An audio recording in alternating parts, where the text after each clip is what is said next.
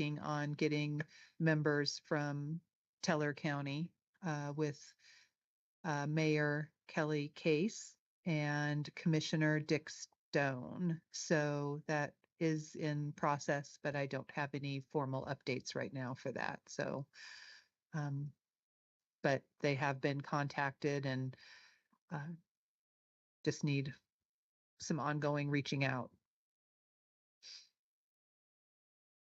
Yes, And and I think nothing. that's kind of it for membership. I don't think we have anyone else in the wings right now or anything. So I think that's it. Okay, great. Yep, Thank nothing more you. to add. If anybody can Next hear me. committee update, policy committee would be the Colorado Center for Aging, which is formerly the Colorado Senior Lobby.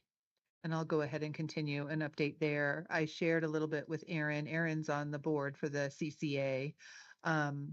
And one of the things that I pulled up, they just, the legislative session just recently closed, and the CCA creates every year a spreadsheet of the legislation that they tracked. And so I grabbed that earlier this week from Rich Morrow, and I did a little brief summary of it. And for the folks that are on the Housing and Transit Work Group, there were 22 bills that the Colorado Center on Aging was tracking, and they were supporting 13 of them. And a couple of them were passed. And I will email this out to everybody, this spreadsheet, so people can look it over at their own leisure and just kind of see. There are quite a few bills there that Colorado Center on Aging was tracking. So housing was the most. There were 6 transit bills, 2 that they were supporting. There were 4 what I call quality of life bills. Those had to do with water issues, air quality issues, those kinds of things. Colorado Center on Aging was supporting one of those. There were 3 bills that had to do with kind of financial issues and fraud, and CCA was supporting 2 of them. And then there were 2 Medicaid bills. CCA was supporting 1, and then there was 1 guardianship bill. They were also supporting that. Some of these bills were passed, some were not. I'm not going to go into a ton of detail about that, but I will email it to folks so that in preparation for kind of next year, people can kind of see the scope of what CCA was tracking. And then when Aaron eventually might have an opportunity to speak today or can comment on this for next month possibly. And I think that's the update for CCA. Okay, great. Thank you so much. Next would be our PPACG Legislative Committee report. So Jared usually makes this report, our communications and legislative staffer, but he's been called away for another meeting. And so I'll just provide a very high-level general update. He did, and I'll try to break this apart so that it doesn't blend with my report here in a minute. But the PPACG Legislative Committee, as you know, meets once a month and then every other week and then weekly during legislative season. We do have this year new lobbying group, and they've been really great to work with. And we've made a lot of good connections, and they really understand council government structure and needs, as well as those of Area Agency on Aging and Transportation. And so they've been really good to work with. Jared was able to give an legislative update at the most recent Board of Directors meeting here just 2 weeks ago. Talking about many of the same bills that are addressed through Colorado Center for Aging, although the Center for Aging really hits on more aging and fine tunes that from an aging perspective. But we also now have a federal lobbyist to help with those national issues, federal issues. And so even though the state legislative season is effectively done. There is talk of coming back for a short-term session this summer. We're still waiting to hear if that's going to happen. But then we will already get ramped up again August, September for the next legislative season to begin highlighting issues of concern. Some of those continue to be overall funding related to aging services. We did have some reductions in our funding on the aging side, some considerable reductions on transportation side at the overall, not the transportation that we provide, but for the metro, the MPO, the Metropolitan Planning Organization, that's housed here within PPACG, and that's related to overall transportation related projects. But they saw some decreases as well based on the recent budget, state level budget deficit. So we've been working with providers and contractors as we've been facing those, and so there are plans moving forward to work with that, work with those issues. On the federal side, the work is primarily focused on making sure that we can be in appropriate contact with our federal legislators, given the uncertainty of the current federal climate related to programs and services and projects at the federal level.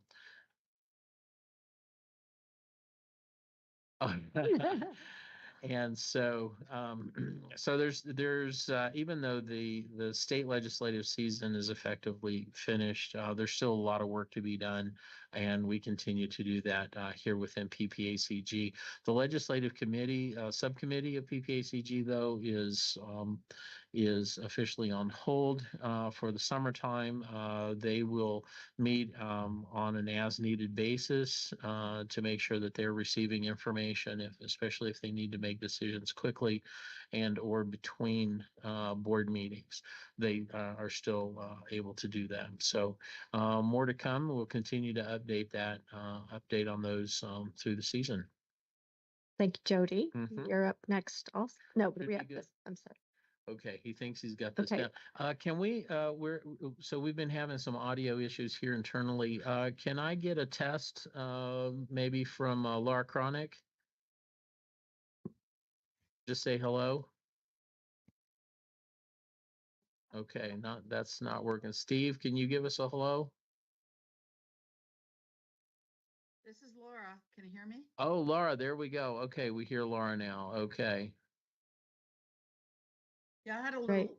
a little glitch on my side logging in. Sorry.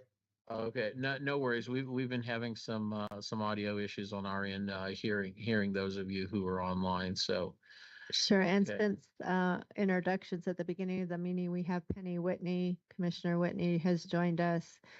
Connie Ryan, Commissioner Ryan is also on the phone, and Penny from Park County has also joined us. And I believe that's all I see at this point. Okay. Is that right? Is that what you see? Mhm. Okay, great. All right, next we are on the Colorado Commission on Aging report. And that is usually Penny, is that correct? Penny Whitney? Yes.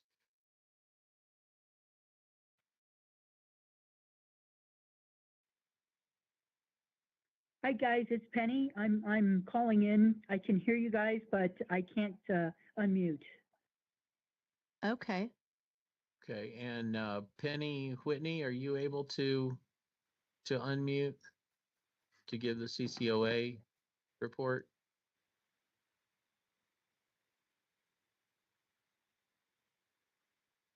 No. Maybe not. Okay.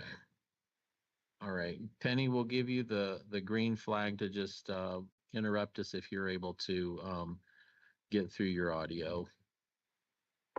We'll keep working on it on our end. All right, next would be your PPACG board items. Yeah, so thank you, Madam Chair. Again, just because the legislative season is over doesn't mean the work stops. And so um, much of the connections that we made through the last legislative season continue. The work that I do with our federal legislators continues as well, and so we have those opportunities to share that out through our federal lobbyists now as well.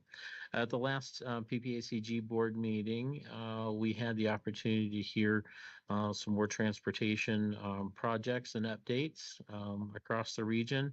But we also got to celebrate 5-year anniversary with Jennifer Horn, who is on our Family Caregiver Support Center team member, and she just completed her LCSW licensed clinical social work degree. So we're very excited that she's been able to get that completed, and she is working with us in that regard.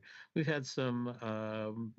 There were also some additional areas of updates with PPACG board, but fairly light. The big focus this last meeting was around transportation projects and the planning. I will let you know that in August at the board meeting, I'll be on the agenda to present some updates around AAA programs and funding. And so if you're able to be here in the room or join us online, would love to have you join us and hear that update. It's been a bit of a tough row these last few months as the uncertainty around federal programs has weighed heavy on our planning. But we are still plugging away, doing the good work that AAA does in our community and with our providers across the region. And so we're excited for what the next year, which will be the second half of our 2-year contract period, what that'll hold and programs and opportunities as we continue to move forward and serve our community. Thank Jody? you, Jody. Melissa has something.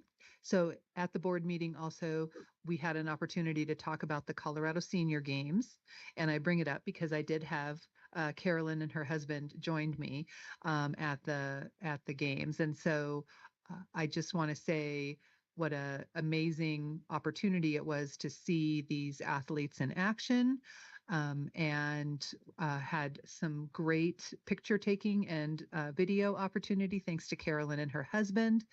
And we are going forward with having a podcast recording with a couple of the athletes from there. I just talked to one of them yesterday. And with that, I also thought maybe I would turn it over to Carolyn if you want to share any comments or highlights from spending some time there, because you guys spent half of a day there in the heat and hanging out, and it was wonderful from my perspective. But I don't know if you wanted to say a few words. Sure. We had a great time making Melissa interview the athletes, but they really are inspiring. And I think when you think of Dr. Oz and his vision for preventive medicine, we can there can be a tendency to be a little ageist in looking at that. And I think these athletes are the place to go if you're really looking at preventive healthcare and preventive activities for wellness for older adults. They really were inspiring. We interviewed one of the older athletes who was 90 and competing alone in her age group, but she did high jumps successfully. I mean, it really was something. And some senior athletes that had just started on their journey in retirement, and others who had taken a break. I think one gentleman shared with a 46-year break he took to work and then went back into competitive pole jumping. So really just a great group of seniors and really inspiring to talk to. So we thoroughly enjoyed the morning. And the ageist thing is really something to take to heart, I think, because it is that part of, you see a 81-year-old man pole vaulting and, it just kind of lends that very typical ageist thing of look at this incredibly fit person and, what's wrong with the rest of these older adults that are not so incredibly fit like he is. But on the other hand, it also, I think, is an opportunity just to think about living your best lives and what does that look like for everyone in their own way, and how wonderful that they could do it. And I sure hope that our city continues to do it, because I think there's a lot of opportunity to really capitalize on some of the good energy that was there and the people who came from all over the state. And And the yeah, benefits of activity, whether you're doing it at that kind of competitive level, yeah, right? Or just Yeah. becoming active. yeah, exactly, exactly. So kudos to all of them. And again, a huge shout out and thank you to Carolyn and her husband. It was very fun to have you guys there. So, yeah. And the board was interested in hearing the stories, so I think that was neat. And some people took a t-shirt or two. I didn't have enough larger size t-shirts, so the mediums got taken by a few people that felt like they could fit into a medium. But anyway, it was good. So, and I was glad we could share that with the board too, on a very spur of the moment, get up in front of them Yes. and say that. So it was good. I'll also share, the staff has been very busy in outreach opportunities like this. Our 22nd annual Caregiver Pampering Day was held that same weekend, and so we had staff everywhere. But serving 55 caregivers who were able to come out for the morning through the early part of the day to be pampered and to be recognized for the work that they do for their family. And it's just an exceptional way. If you've never been to one of the caregiver pampering days, it's just an exceptional way to give back to so many people who effectively give up their time, their family, they're volunteering for their family member, and sometimes don't even recognize that they're a caregiver. Sometimes we use that language and try to help people understand, yes, you are a caregiver, and yes, you are eligible for different services or supports. And so, but it's just a really great time for staff from the Area Agency on Aging, as well as just a plethora of volunteers who came together. And we want to thank Pikes Peak Hospice for donating their space in their new remodeled space. So very excited about that. But the staff also recognized that in 1 year, we've already outgrown that space. And so we will be looking for the new larger space next year. And so those conversations are already in process. It was really exciting. The theme this year was fill your cup, and looking for opportunities to really grow and realize the blessings that being a caregiver can be, and realizing the supports and services that are out there and available to our providers. So that was really exciting to hear that as well. Jody, can I ask a quick question around yes, caregiver? yes.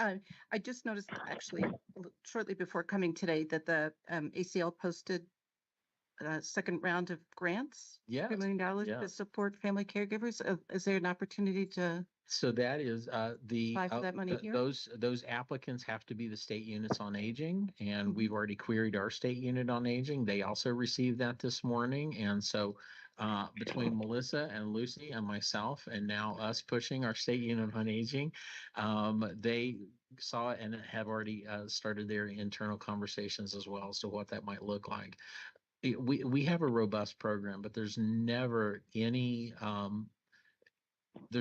reason not to pursue either additional funding or programming opportunities to better serve our community. And so we've already volunteered to be part of that application process for those additional funds. They'll fund 4 projects through the U.S., and they have to be done through state units on aging to serve some sort of statewide level program. So yes, we've already started those conversations. So thank you so much for calling that out and bringing it up, bringing it to everyone's attention. So we're excited about that possibility. It is something that we're really proud of here in Region 4 AAA, that so many times we can either show what we do already and how we can enhance that for our community, or we are recognized at state and national levels for the work that we do in a variety of ways. And And so we continue to look for those opportunities. So thank you so much. The last piece that I'll share, and we did share with the board, and so many of our board members were actually in attendance for this, was World Elder Abuse Awareness Day. Um, that is recognized on June 15th, which was Sunday this year. But there were several activities locally last week. Myself and two ombudsmen joined several members of our DHS APS team to present before Colorado Springs City Council and receive a proclamation supporting World Elder Abuse Awareness Day.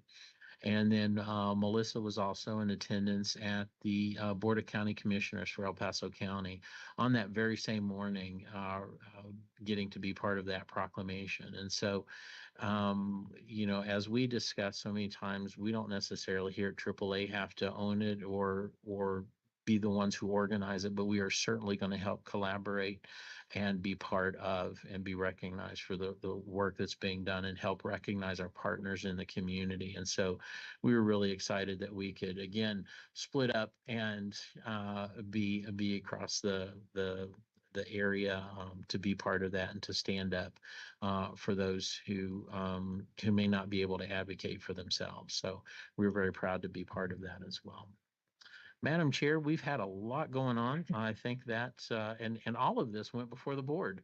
Yes. They were very open to hearing from us, somewhat impromptu, but just really, really pleased with the continued work that we're doing. So I'll hand it back to you. Thanks. That was a lot of information. And I'm just going to jump on the coattails of that senior games because I have been in conversation for probably over a year with someone in our community with early onset dementia who was trying to figure out where dementia type diagnoses would fit in a type of senior games. Would it fit into a Special Olympic category? Would it fit into a Senior Olympic category? Because they too are living their best life and still have time and skill and energy to participate, but maybe not at the level that these healthy seniors were participating. And there's been conversation with Special Olympic, and they don't necessarily see dementia as a cognitive impairment like they see the other special diagnoses that fall under Special Olympics, which that person that I'm working with was taken back by because it fits the definition of what they describe fits Special Olympics. And so as you all were talking about the Senior Olympics, wondering if there could be a category for those seniors that are maybe cognitively impaired or physically limited, category where they could, and it not just, I don't know what the senior cutoff is, what the age cutoff is, but these folks are too living their best life. Some are very early onset, and even the ones that are mild to moderate, you know, um, in the disease process can still participate and would be, they would just make them feel so much part of a community and so much just self-worth and confidence. I just think that would be something to explore. I know that the avenue has already been touched on with Special Olympics. The discussion is not over, but I wonder if the Senior Olympics would be open to a discussion about where this population, not just dementia, but other diagnoses would fit into that some type of games. I know in my day program just a few years ago, we did Elder Olympics with just our participants. We had a medal chart. We had the different activities they were participating, like it was horseshoes and putting. You know, we had a putting thing. We had bocce ball and other things they could participate. And we had a torch. I even have it on video. We passed the torch and they said what state they were from, and we had the Olympic theme playing, and we ended it with a trip to the Olympic and Paralympic Museum. So, and they just felt like, and we had medals every time they, you know, we had a medal chart, and one guy was like, "How do I get a medal?" You know, because he came in only once a week. We're like, "Here, you get a medal." So, but it made them feel, and it was during the Olympics, which went along with what they were seeing on TV if they had their TV on at home. So I just think that might be something worth exploring, just because that's where my expertise lies, is in that arena of dementia, Alzheimer's, and would be happy to talk to the right people if the opportunity arose. Yeah. So I was waiting a little bit to see, kind of let them settle in from after it all being, and then I want to reach back out to them to find out if they're going to do it again. So I'll keep that in mind and keep you posted on kind of if we're going to do it again next year, or if it'll be 4 years from now, or if it has to go to another part of the state, or whatever might come of it. But I was going to follow up with them in the near future. And as you were talking, it made me think I should invite the person who kind of coordinated it with the Colorado Springs Sports Corps to participate in the podcast. So that would be a good little thing to bring it back in that way too. So yeah, Well, interesting. and Senior Olympics probably don't want to do 4 years just because of the age of their participant. my 4 years might not Yeah. be conducive Well, to, yeah. to their participants. They might want to do it. And I kind of think they do it every year. The nationals are Yeah. yearly, So I it would seems imagine the like, state of yeah, those. because this is that qualifying to Sure. send them up, Yeah. so I think it is kind of It might make sense to do it Mhm. more than. But for whatever, Colorado hasn't done it in the last couple of years. Huh. We were one of, I don't know how many states who haven't participated. So in the last couple of years, so we got to participate this year. They stepped up and did it. And so hopefully we'll keep doing it. I don't know. And it makes sense for Colorado Springs because we're we're Olympic City. But Right? Well, I think doing things like the podcast and follow up and keeping that focus on to show we're really going to leverage as Yeah. a community, I think Yeah, could be good. can't hurt. Yeah. All right. Thank you. Before we move on to our presentation, I do want to recognize for the record a couple of elected officials who have joined us online. Dr. Deetra Duncan is a member of City Council for the City of Fountain, and also Laura Cronick is a council member for the City of Monument. Madam Chair, I'll pass that back. Thank you to both of you for joining our meeting today. Thank you, Jody. Next is our presentation from the Senior Resource Council. And so I'd like to bring Jamie to the podium.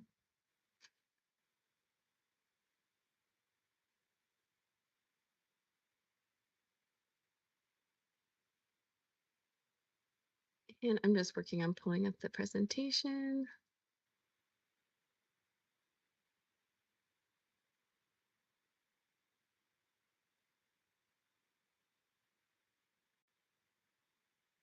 Can everybody see that? Okay, perfect.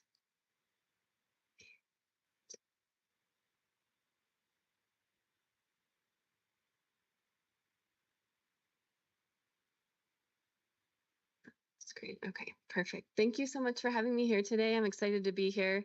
I've had the pleasure of meeting many of you in the room, and I know a lot of you are very familiar. I see a few Henjum accolade winners in the space, so thank you again for the time. Before I jump in, I just want to say I'm very excited about Senior Games also. I worked briefly with Colorado Springs Sports Corporation, and I can say that it is something that they will be bringing back. And I saw that they recently announced that we'll be the host city for the national games in 2028, I believe. So I don't see that going away at all. And if I can help with conversations, please let me know. So My name is Jamie Willier. I am Vice President for Senior Resource Council. I've been part of the organization since 2019 through my marketing agency, The Branch. And that really sparked my passion, not for seniors necessarily. That started at a very young age when I started working at an assisted living facility. But with Senior Resource Council was 2019. I joined the board in early 2023. And since then, I've just been very passionate about getting the word out about Senior Resource Council. We've gone through lots of changes and we're heading in the right direction. And I'm excited to share some of that with you today. I have the mission pulled up on the screen, but I want to just give a little bit of history. But before I do, is there anyone that has never heard of Senior Resource Council? Most people have. Okay, that's exciting. But it was founded in 1988. It's not a new organization. It was founded by Joe Henjum. The name Henjum may sound familiar to you because we do have City Council member Nancy Henjum. He was her father. And he started the organization with the idea that there is enough room in Colorado Springs. Certainly now there's enough room in Colorado Springs for all businesses that serve seniors to connect and serve seniors in the same way. And so this organization now has grown to about 120 members, and we're growing every single day, which is exciting. But our mission, as it reads here, is to provide education, information, and networking opportunities to our members for the purpose of enhancing and enriching the lives of seniors. And we do that through many different ways, and I'll jump into that more detail as we go. I wanted to introduce our board because we are a complete 100% volunteer working board. We do not have a current executive director in place. So all of the things that you see, all of the things that I talk about today are 100% put on by this board. And I won't go through all of them, but we do have our honorary board listed and we have Jody Barker here today. We're super grateful for the support of our honorary board. Benefits of an SRC membership. So I like to describe Senior Resource Council as almost a chamber of commerce in that we're a membership-based organization, but we just tend to focus on the organizations and businesses in the community who serve seniors every single day. The things that we encourage our members to do with their membership is to attend our events. We have monthly events that are a mix of education and networking opportunities, and I'll tell you a little bit more about those too. But you are able to collaborate and network with like-minded businesses who are solely exist to serve seniors. These are our quick overview of our membership levels. Put very simply, we have 3 different memberships, $199 to $399. Very affordable for businesses to join. Those memberships start the day that you join, and they're a year long, and they give you access to all of the events that we host. You get sponsored discounts for our signature events, which we'll cover today. And then you also have access to member directories. And I also try to meet with every single one of our members when they join, just to walk them through the benefits of their membership and connect them with businesses that might make sense. Our educational events, we have 2 different types, membership and breakfast and dine and develop. Those are quarterly events. We bring in industry experts to talk on various topics that we hear going on in the community. We had the state demographer, we have CSPD coming in July to talk about scams. So kind of a mix. We also had someone come in and teach everyone how to properly network when they're at all of these various networking events. And then we have our heavy networking events, which are coffee connections and council connections, which are a monthly event that we rotate throughout the year. And then we have our member mixer, which is twice a year at Topgolf. It includes free golf and networking. If that's your thing, definitely come out. And those are all included as part of your membership. You can always attend an event for free. Otherwise, you could pay $25 per event if membership is not within the budget.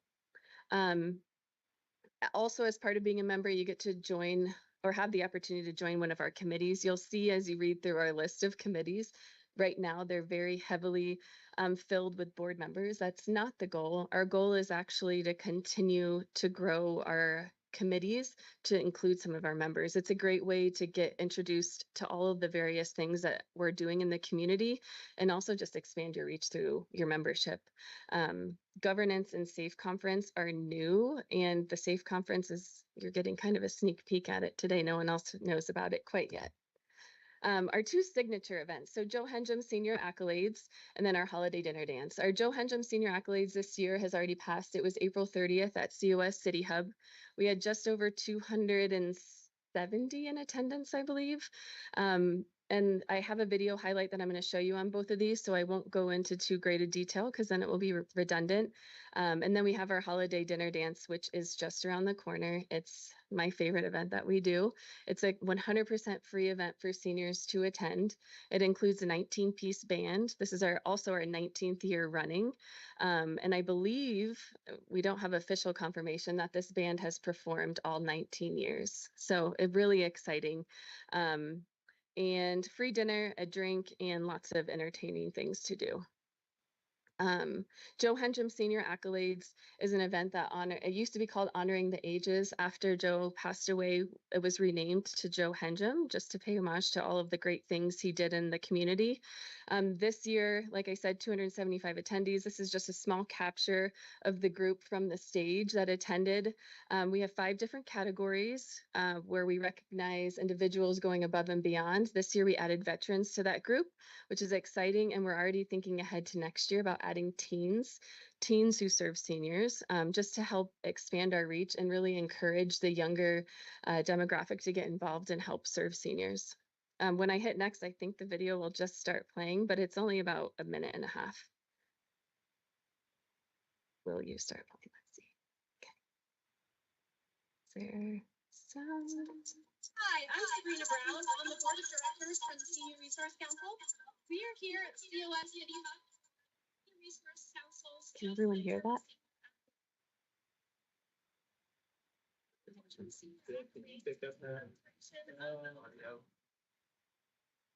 No, you can bend your mic down to your laptop. We'll see. And our Lifetime Achievement Award winner. We'd like to thank all of our sponsors for supporting the Joe Hendrum. Let me to the website.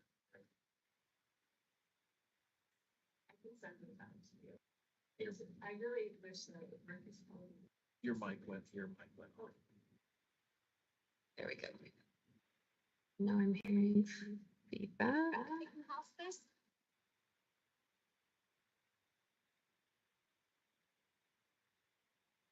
Technical difficulties.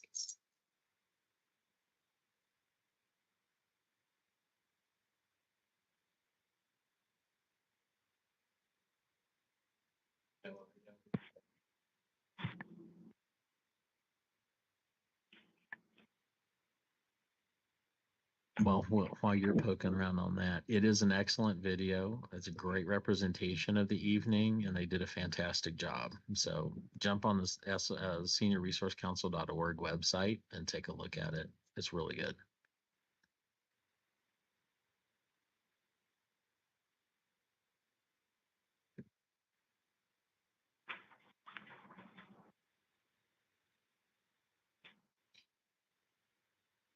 Goodness, sorry about that. So Holiday Dinner Dance is right around the corner, November 8th, 2025, again this year at COS City Hub. This is just to give you an idea of the amount of volunteer work that goes into this event. We had over 120 volunteers all show up to serve the 312 seniors that we had attend this event. It was our biggest comeback, I'll say, since COVID. And we're excited to say that we're expanding the event this year to include 400 seniors. The one feedback that we got from the seniors, believe it or not, is they wanted a dance floor because they weren't able to spin in the way they wanted to spin. So we've secured that, and that will be front and center this year. The event itself is just, it's our give back to the community, and we want to continue to see it grow. Like I said, 19 years is a really long time for that event to be around. And I know at one point we were up to about 600 in attendance through the city auditorium. And that's our goal, is just to continue to expand our reach, include a younger demographic to help with volunteer work, and also maybe even include something that's more of a show that they put on during the event. I'm going to skip the reel, but you have to watch this reel if you haven't already. It's wonderful. So looking ahead to 2026 and some of the additional initiatives that Senior Resource Council is currently working on, and then I wanted to also share our current membership list. So looking ahead to 2026, Joe Hendrum Senior Accolades. We've really spiced up the event and making it a night at the Emmys is the goal. And so instead of changing it up every year, we're going to stick with that theme and have it be a big night that you can get dressed up and go out, walk the red carpet. We'll just switch out the colors. So we're thinking about this purple and gold theme for next year rather than black and gold. And then this other event on the right is in the works in partnership with the new almost open Colorado Springs Senior Center. It was an event that Senior Resource Council used to put on back in 2009. It was called the SAFE Conference, I believe.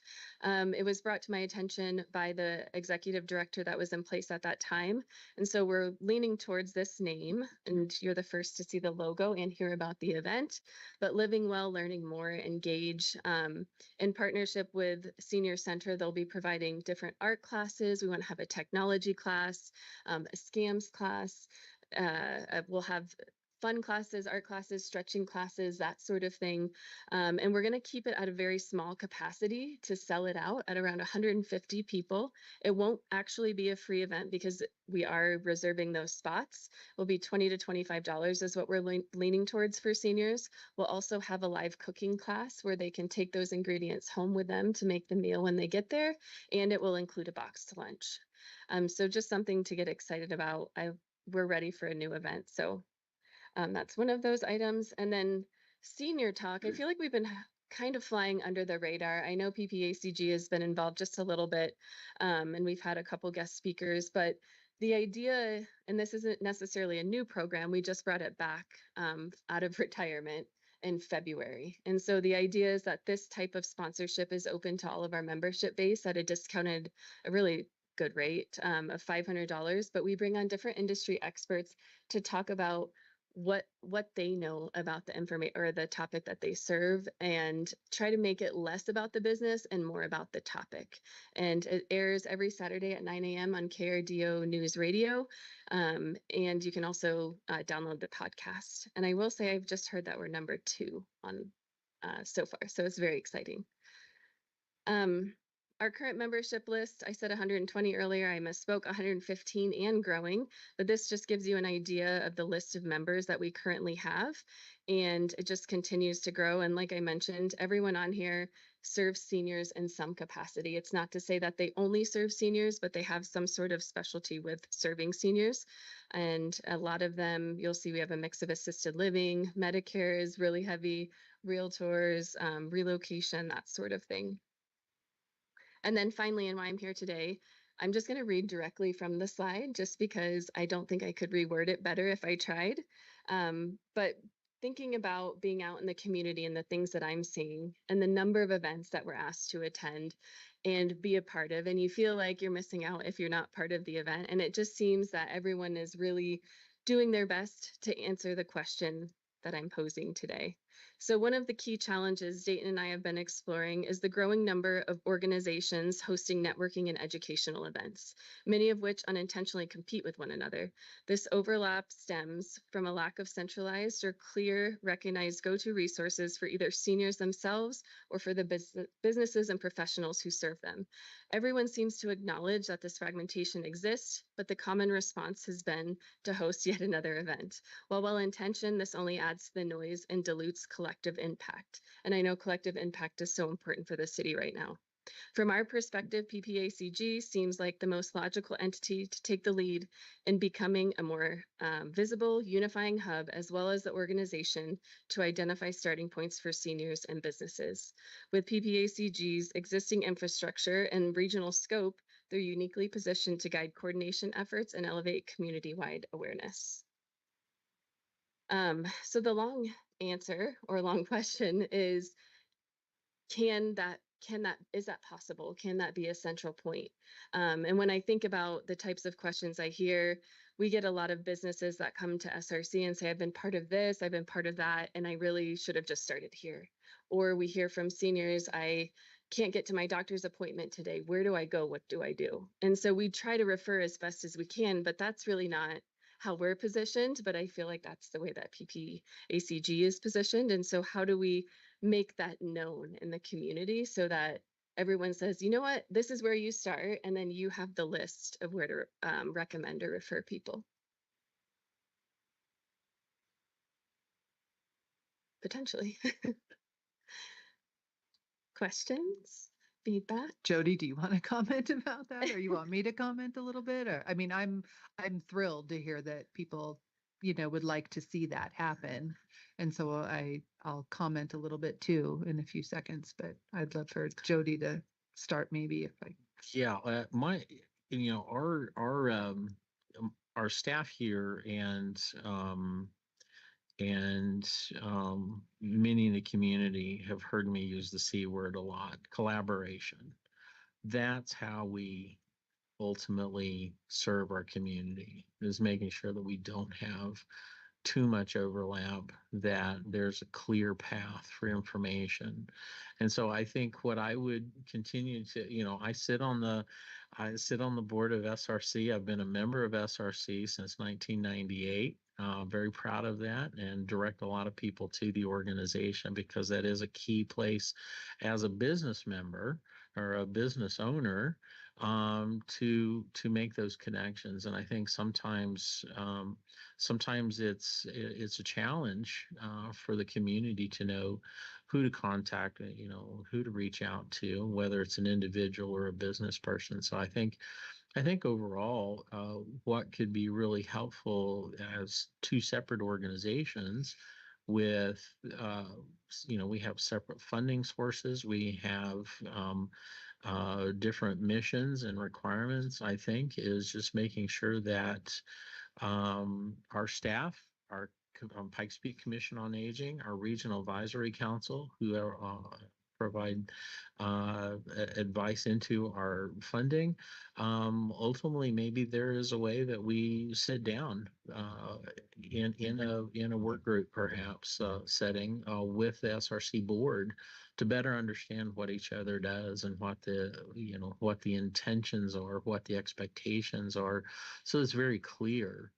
Because we can sit all day and say, well, I think they should do this and they should do that. Well, is that what they are to be doing? Is that is that their function? Is that their goal? And I think coordinating ultimately those services, the information, and finding those opportunities to collaborate, because I think you said it early on, as a quote from Joe, there's plenty of room for everybody. Mhm. And sometimes it's just a matter of making sure that we're not getting in each other's way, that that we're really communicating with one another to understand better what our organizations are doing and how we can better serve each other. Not just as a member of the Senior Resource Council, but as a Senior Resource Council making connections, when they get those phone calls, because I know you do, and those emails and that kind of thing. And of course, I'm sure you're getting some awesome feedback from the radio show, and so ultimately, how will a staff member or how do the board members respond to that to make sure that they're getting that information out to the public? So I would love to see some sort of half-day strategic planning kind of a thing. I have a thought just off the top of my head. PPACG does the yellow book. And so that in and of itself is the resource that I carry in the back of boxes in the back of my car that I give out to families who are in need of a direct resource. My thought, just as you were talking and as you posed that question, would be how can we make that book more inclusive of these types of members? Can we collaborate in an SRC type of sponsorship or pricing that gets the SRC directory into that yellow book with maybe adding new categories, but there you've got more money coming in for the ad, which is going to cost more money for making the book, but you've got a more comprehensive list of people, realtors, that type of thing. That would be one way to collaborate with SRC, and they could even be just denoted as a SRC member and showing the collaboration That's just a thought I had in one way of collaborating, because there's lots of resources there that aren't necessarily in the yellow book, because people have to pick and choose their budget True, true. and to advertise Yeah. in the yellow book. And I That's think- just a thought. Thank you for that. And I Mhm. appreciate where you're going with that. I think that's actually a good example of why having a work group sit down and have this conversation, because we, as someone who, an organization that administers federal and state dollars, we have limitations as to what we are allowed or not allowed to do. And so expanding the yellow book, while it's a great concept, may not necessarily be the response that we're allowed to do, but we're certainly willing to, look at that as a possibility, and what that could look like, that we could get into, talk about that offline and in some sort of planning session maybe. But there are opportunities. There are opportunities sometimes. In fact, I will say, the Pikes Peak Commission on Aging is here because of opportunities that we saw as the Area Agency on Aging collaborating with what was then at the Colorado Springs Commission on Aging. And we got leadership together to say, how can we collaborate more and broader? And ultimately the city said, well, it sounds like you could do it better. and started the process to remove them from the city structure and bring them, bring the Commission on Aging into a broader 3-county regional perspective, which, we have people here from Teller County and Park County on here. And so that we're really able to bring a regional perspective to what the commission talks about and is planning, for that very reason. So I think a work session where we can really dive into some really deep details would be an excellent opportunity to better understand some goals, planning, what can we direct and what can we collaborate with, and if there are opportunities to talk about funding and expanding, or opportunities. I just mentioned that we've lost some funding, and that's a little disheartening, but I'm always looking for opportunities to make sure that our community gets the information they need in the most efficient way possible, right? Because we don't want them having to call 14 different phone numbers if one will do. Yeah, Jamie, I just want to say how much I appreciate you joining us today and presenting on some of the extraordinary work you all have done and kind of have in front of you. I'll just echo Jody. I just love the thought of us sitting around a table and just being really intentional. I think of even Aaron's presentation showing those bubbles of those different groups and the strengths that they have at the state level, and some of the focuses around policy and advocacy. And to lessen fragmentation, I think it does take the conversations around the table, understanding what our strategic priorities are, identifying where those sort of align and where those conflict, and move in sync, and understand the levers and our strengths of one another and our limitations that we have as kind of governing bodies, entities, organizations, what have you. So I just get really excited, not only hearing about the events that you all have in front of you, and even the 115 organizations in your network. How do we lever that to get the word out of what the commission's priorities are, and how do we kind of align our priorities together around technology or caregiving or those types of topics, to just amplify the voice and really kind of just highlight our North Stars together. So I get excited. I really hope we have some follow-up out of this presentation and conversation into sitting around a table. And I'm sure there are other groups that need to be at the table as well that we could align with, because, Jamie, you as a board member of Senior Resource Council, being a voice of 150 organizations is a powerful thing. And I think there are other groups that have a similar position that bring a very valuable perspective to the conversations of helping seniors thrive in our community, that we as leaders can just be intentional and strategic about making sure not only they themselves as seniors get their needs met, And we create an environment in which they could thrive, but also organizations and their boats could also elevate at the same time. One of the things that we kind of uh, tapped into a little bit over the last couple of months with the caregiver community, recognizing that in the caregiver community, there were all kinds of entities that were popping up and having classes, and they were just overlapping with each other, and so we came together, a small group, and put together a regional caregiving calendar with the idea that that group would have um, an advocacy or an advisory committee that meets quarterly to kind of talk about, how that moves forward, what that looks like. Care Patrol is the host for that calendar, but Lucy, from our caregiver program here is part of that group. And then she had reached out to numerous other people who were well known for having, workshops to support caregivers and kind of have brought them along.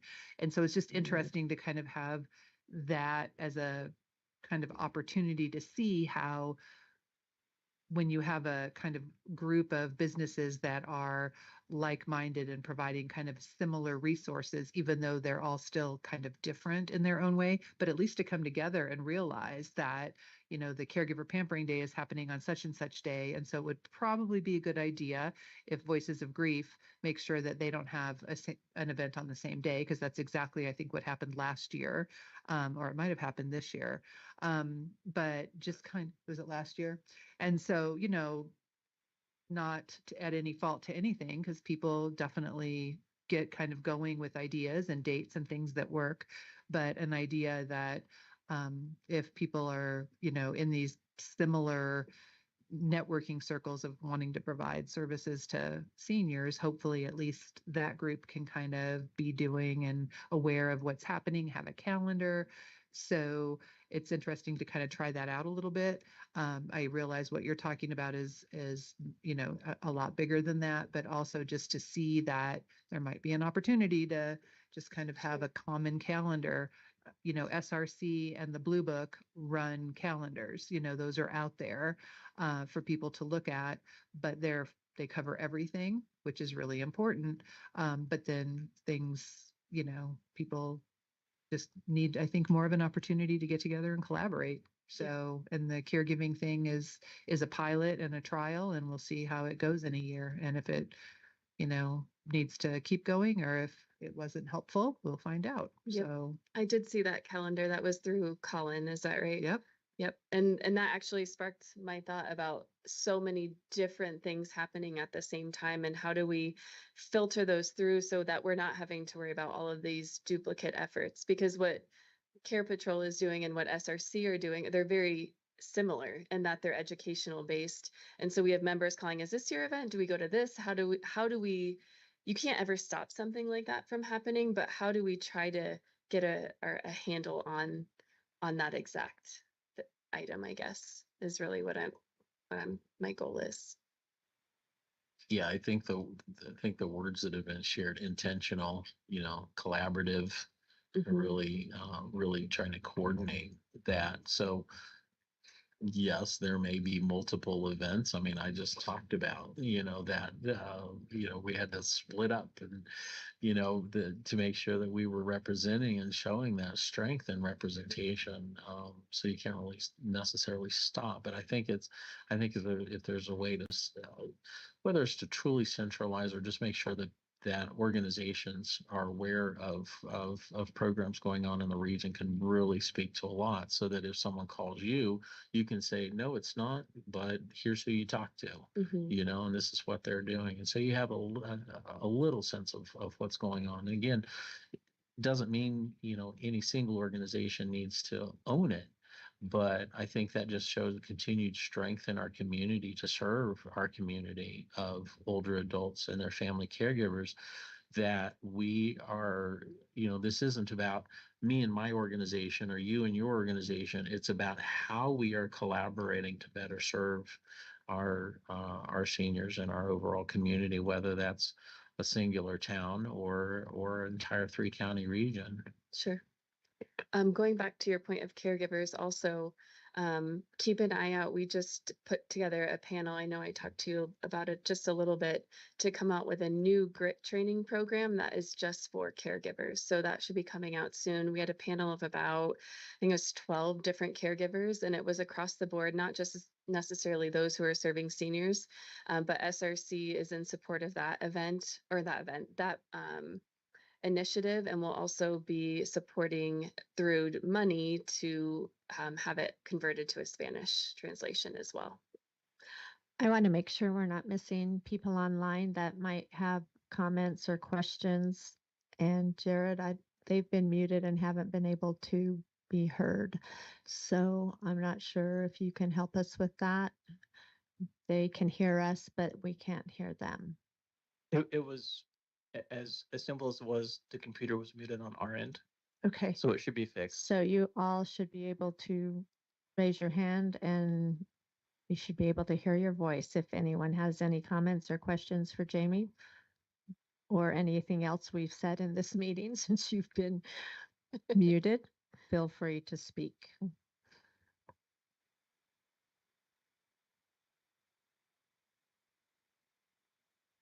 Good. That means I was thorough, right? I'm all really about action, and I hope we again have some good follow through steps out of this presentation, whether that be a conversation around a table to kind of think of who needs to kind of be involved in that work group, or kind of raising that awareness of what each other are doing, to start those more in-depth conversations, because I think there's opportunity in capacity building amongst organizations. I think there's opportunity in aligning value propositions and funding opportunities amongst. And I think there's an opportunity, especially with SRC, in tapping into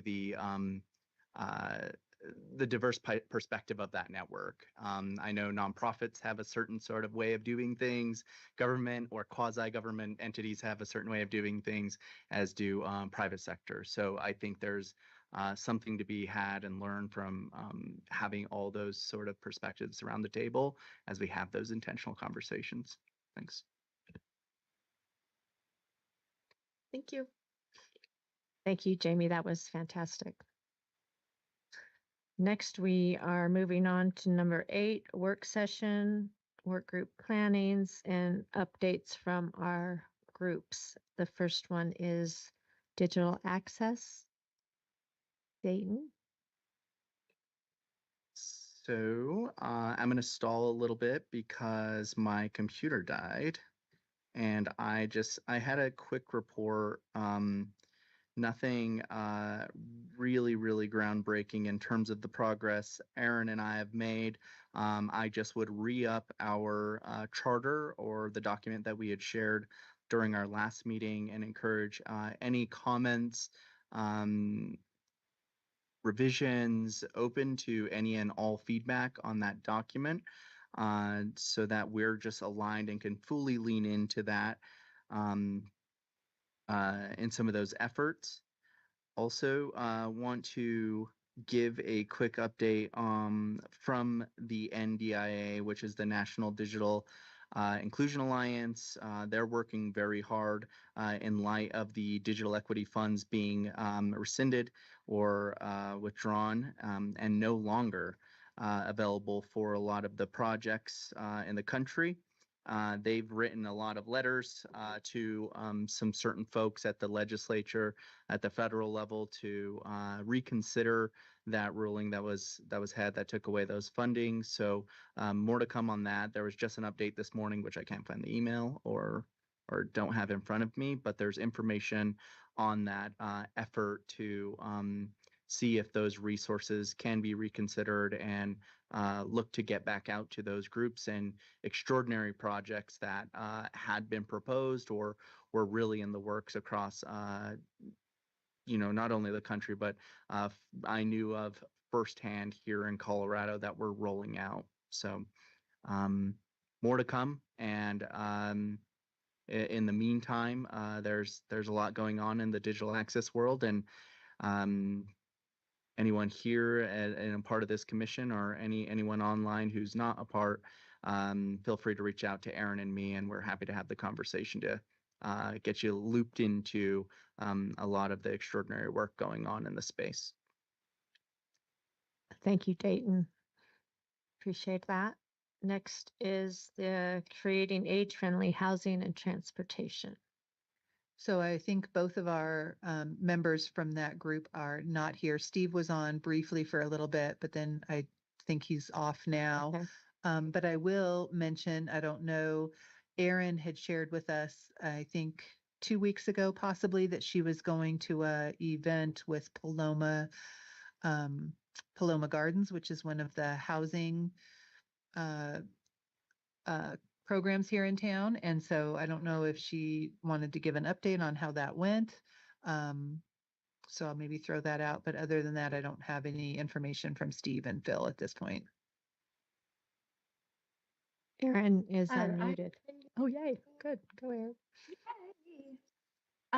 So I was very excited because someone from City Council reached out to me after my presentation to City Council last month about being the appointee from the City Council of Colorado Springs to this commission. And after Paloma Gardens had an event at the beginning of June, some of the residents who lived there contacted her because she is their elected city council member, and they had some concerns that they wanted to share. She invited me to come along.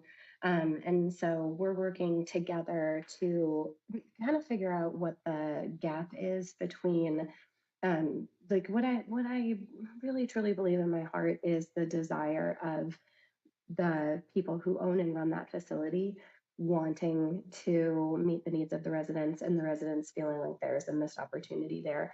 So I can report back more after we follow up, but Kimberly Gold is the councilwoman who is working on this with me, and I'm honestly just very, very grateful that the city council sees us as a resource and as a tool and as a commission that can be available to help them solve problems when it comes up for them.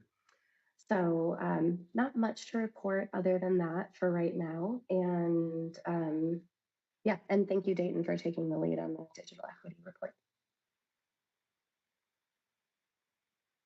Okay, great. Next is strengthening caregiver supports and services.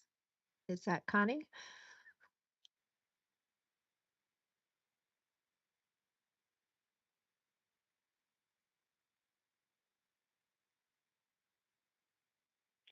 So I'm not sure Connie is on. We do have the two phones on there. One Can of you them. hear me? Sorry. Oh, there we go. Yep, there you go.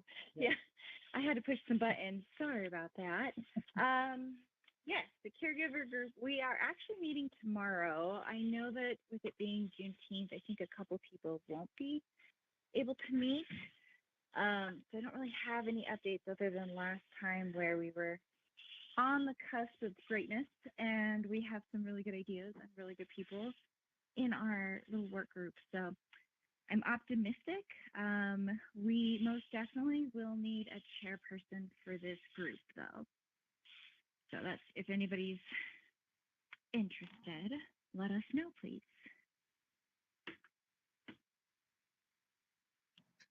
Okay, thanks, Connie. Madam Chair, if I may, this is Jared Verner. Yes. Can someone send me the invite for that meeting? Because I got about 10 minutes to post it real quick. Okay, yeah. Connie, can you send him the invite for that meeting? Can you send that to Jared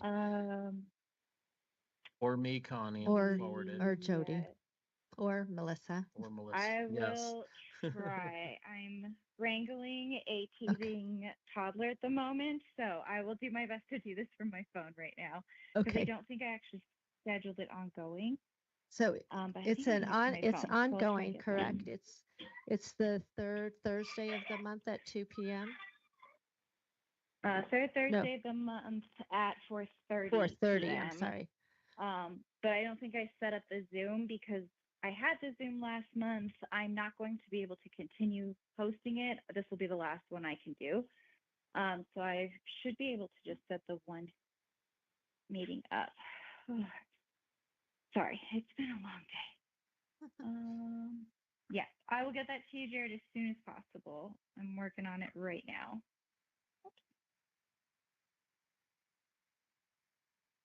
Thank you, Connie. Next is promoting social engagement and inclusion. Kathy? Hi, I hope you can hear me now. My dogs are about to start barking. But anyway, yeah, we had a meeting on the 13th and it was crazy. We had a lot of, we had some people that were new to working with the commission or indirectly with some of us commissioners. So we just started talking about social engagement. We're working with a test group and we had a lot of brainstorming with a million different ideas coming out. So we need to narrow those down and put into action what's going to work to plan a social event and try to get some of the residents of the 300 trailer court to engage. Paula, do you have anything to add to that? No, I think our mission is to target different areas of town where seniors are and get them to understand what we're up to and get them out of their rooms or apartments and get them engaged with each other and participating in what their communities might be hosting or what is close by or nearby to them that they could participate in. I think our original goal was to have an ice cream social. The group that was in attendance on Friday were active residents of that community and had ideas of carnival and petting zoo and all sorts of things. And I think those are great ideas for down the road. But our initial contact is really simple and easy ice cream social just to break the ice. And so I think our next meeting can rein some of those big ideas in and put them in a parking lot on a dry erase board for down the road. But I think there's lots of need and lots of people that never come out of their house over there. So I think we're on the right track for sure. It was a fun group. Whitney, did you have anything else to offer? She was in attendance also.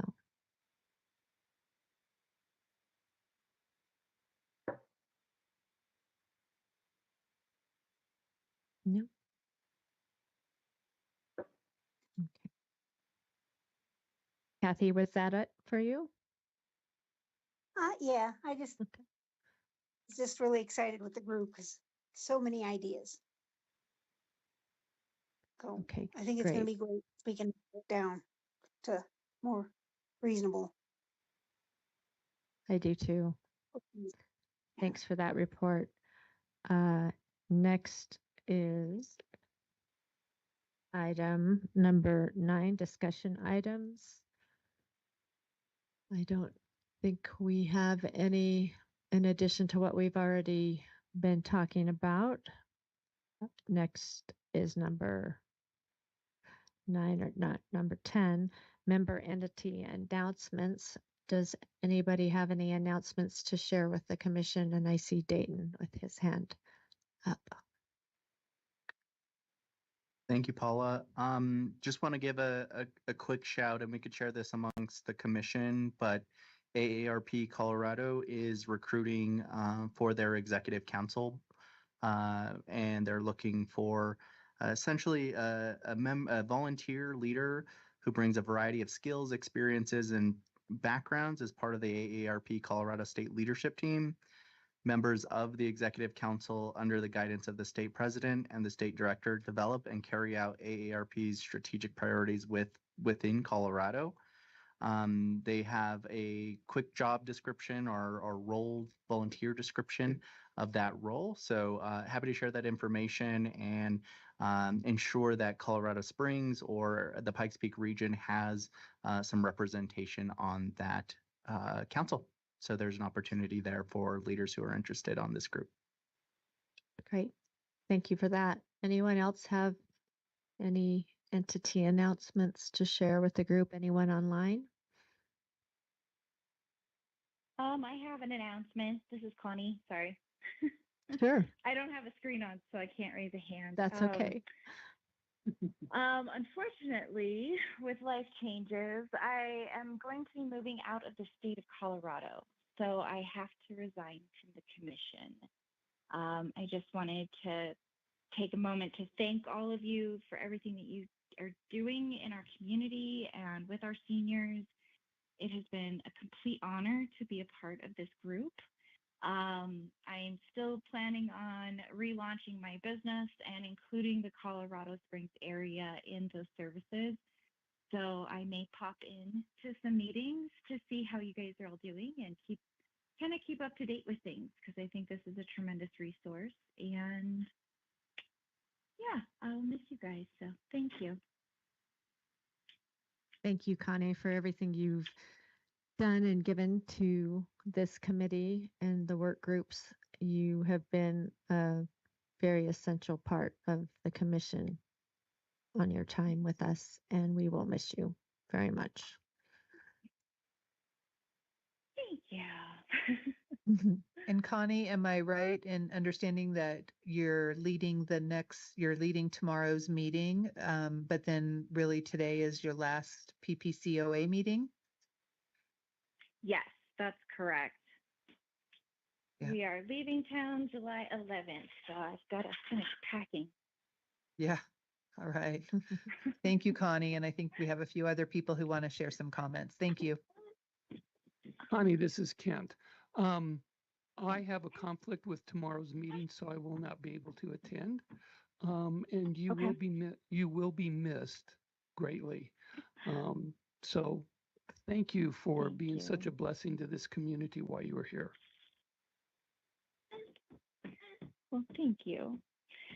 Is there a way to pass a motion that Connie stays? Because I'll submit that motion to the commission. I can't who knows believe where you're the being future so lies, serious. Erin. Yeah, I know. I just have to figure a few life things out, like a teething toddler. But I'm not going too far, so you can always reach out to me too. Yeah,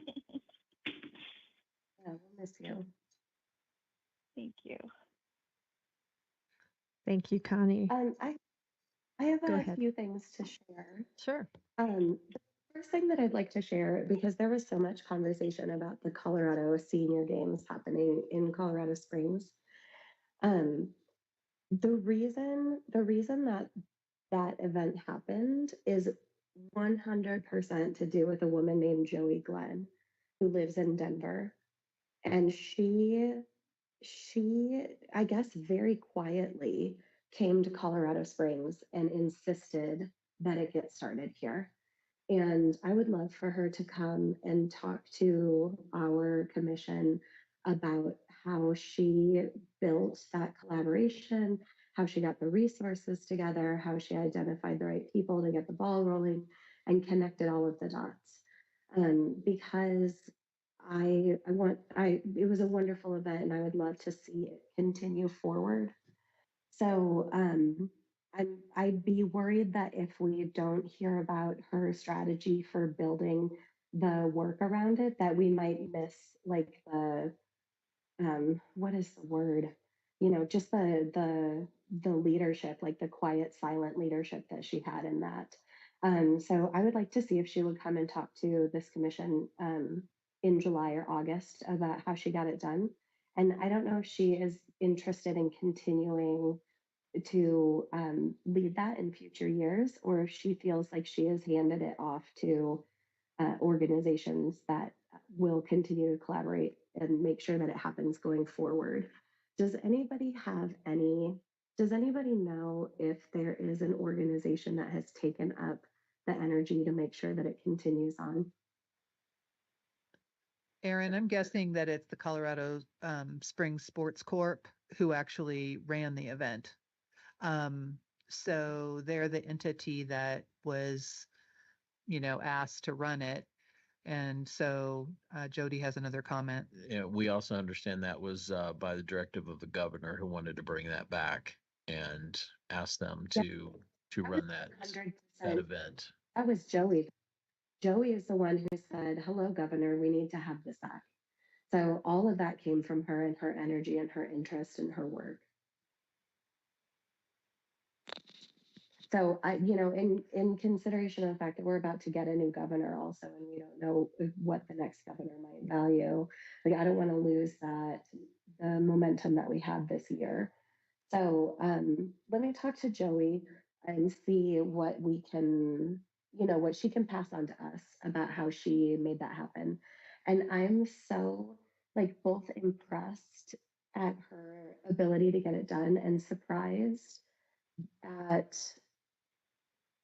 the I don't know, like how I feel like she should have been like at the head of the parade, like up on a podium talking about her incredible collaboration work that she pulled all those groups together to get it going because she has been thinking about it and talking about it for years. So I really want to make sure that she's acknowledged. It was really one person's passion project, and then she's a lady who does things quietly and carries on, but I want to make sure that we both acknowledge her, but then learn and sort of capture the lightning in the bottle of the work that she was able to accomplish, even to the point of, handing it off to the governor and telling the governor to, make it his project, if that's what it sounds like happened. Aaron, how do you know her? She was the previous chair of Next 50. She's on the Colorado Commission on Aging with me, and she just is a collaborator on lots of projects across, based in Denver, but across the state. Okay, thanks. Yeah, so let's touch base after. I'll touch base with the executive committee here, but we should really have her come and tell us about how she got it done. Because it was a massive undertaking of many years of work to get it back. And I also wanted to share, there's a tech founder who lives in Colorado Springs, and he is building a product that is intended to operate a little bit. I mean, from my understanding, and when I talked to him about it, it will operate a little bit like a yellow book. And but it's a digital platform. It's super impressive. It's one of the best solutions for one of the most pervasive needs of aging that I've ever seen. And I love it. I'm very, very much in support of what he's building. And there's a conversation next week about how we as a community could help start getting this tool into the hands of caregivers and older adults in Southern Colorado. So I think that there are a few people who've connected with this founder around his product. And when it launches in July, I would really like to see if he could come in and share with us about what he's doing. I think it would be an incredible resource for AAAs and councils of government. And so, Paula, you had said earlier, I was dying, like melting on this side of the phone without having the ability to unmute. But you had talked about like how could we scale the yellow book? Like what can we do to make the yellow book more accessible to people, and how can we make it more usable? How can we partner and collaborate with other organizations in the community? And I really like, as we work on getting digital access for members of our community, and as we are aging with technology in our hands, like all of us here in this room, I think that it is a really, really like a good time to start looking at ways that we can use technology to expand our support. And I think this is a good tool for that.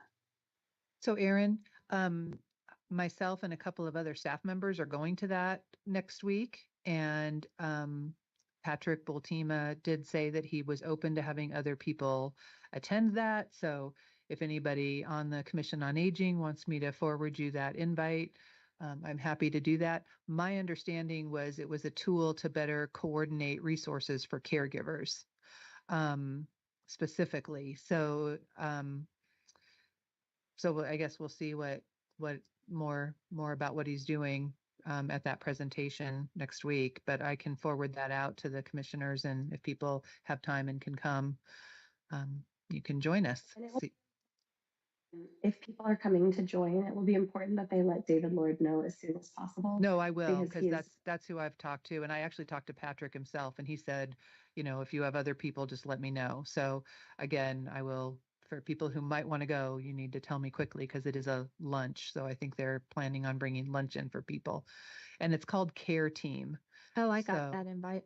Okay, so I think that, it really was pitched as something for caregivers specifically to help coordinate the care that, caregivers across the country, get frustrated with who's doing what, when, and where, and those kinds of things. So it'll be interesting to see what he's up to. So for sure. And I'll send that out to people. And if people want to go, let me know by Friday because I won't be in the office tomorrow. Although I could look at my email at some point in time. I'll be on my paddleboard tomorrow. Yay. And people can feel free to email me as well. I can help coordinate that because I'll be checking my emails this week. And I want to say that yes, it is for caregivers, and also it's for every single human because like not everybody recognizes themselves as a caregiver right now, and not everybody sees their future giving clearly right now. And it is a tool for people who are dipped instantly into a new caregiving situation. It is for like a crisis moment when there are a lot of decisions that have to happen all at once.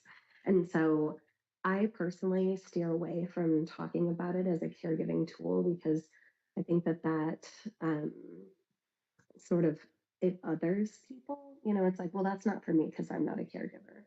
But this tool is really and truly for families. It's for every human being. It's for anyone who might find themselves in a situation that they don't know how to navigate. Yeah, and it's a fantastic. It's fantastic. I can't speak highly enough about what he's designed. Okay, great. Anybody else have any announcements for the good of the group? All right, the meeting schedule is listed as item 11. Our next commission meeting is July 16th. Our executive committee meetings are always the first Wednesday of the month at 9 a.m. Everyone is welcome to attend those meetings, especially the executive committee members. The policy committee meetings are scheduled, and everyone who's on those committee meetings knows when they are. The caregiver work group is the third Thursday at 4:30. The social engagement is the second and fourth Fridays at 2. And the PPACG meetings are Second Wednesday at 9 a.m. So the next one is July 9th. Thank you, Jody. Items for next meeting would just be continuing to update on your work group work and possibly some updates on the other items around the senior games that we discussed and see what else is going on in the committees that we report on. If nobody has anything else, we will adjourn at looks like 4:37. Thank you all.